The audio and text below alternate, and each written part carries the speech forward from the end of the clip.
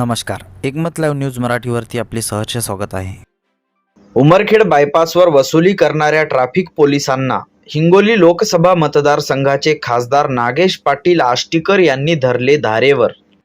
उमरखेड शहरात वाहतुकीची मोठी समस्या असताना तिकडे योग्य नियोजन न करता बायपासवर वसुली करण्यासाठी लावलेले ट्रॅफिक पोलीस पुन्हा या ठिकाणी दिसले नाही पाहिजे, असे वरिष्ठ पोलीस अधिकाऱ्यांना खासदार नागेश पाटील आष्टीकर यांनी ठणकावून सांगितले।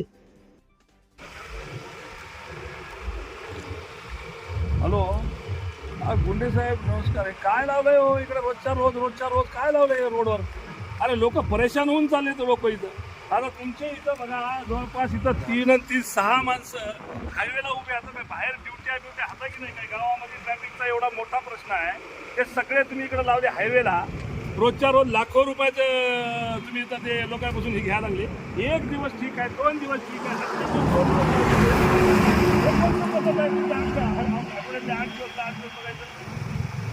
नाही असं नाही। हे बाय लोक इतकं हलकटपणाने बोलायलेत ना, लोक म्हणाले हे काय लावलंय म्हणाले धंदा सगळा।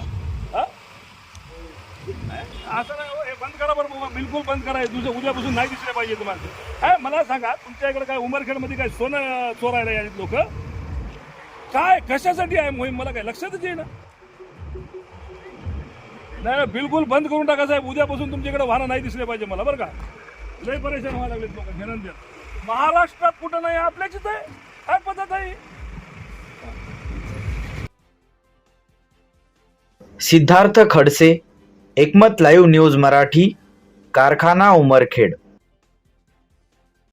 बातमीला लाईक करा, कमेंट करा, शेअर करा व सर्वात आधी ताज्या घडामोडी बघण्यासाठी एकमत लाईव्ह मराठी न्यूज चॅनलला सबस्क्राईब करा।